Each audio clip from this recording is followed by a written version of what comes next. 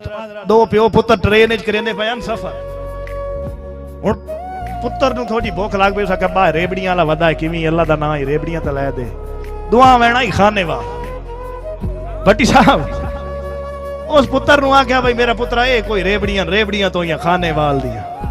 पुत्र शोदा चुप कर गया जाया साहब अगले सीटा ते एक बंदा तरह भी चेंदा और सके अल्लाह दा नाम ही आ तरह ते लै दे उस आख्या मेरा पुत्रा ए कोई तरह तो या खाने वाल दियां घर वंज खसा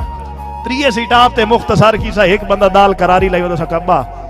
तैं दो सीटा मिन्नत तरले टाल सट्टे हुन अल्लाह दा नाम ही मां दा नाम आए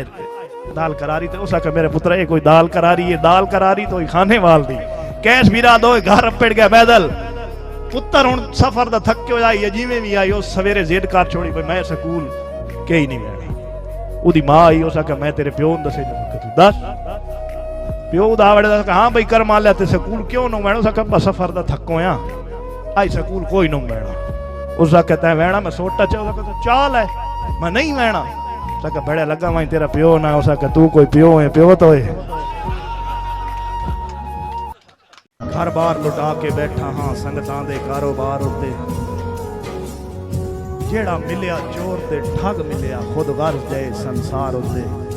बहरहाल नचोड़ मैं कड़ छोड़े अग्गा कुछ नहीं लाना प्यार होते बने औपते काविश कांड कर लै लख लाना दी हो जाए यार होते चंगा करिए मंदा करिए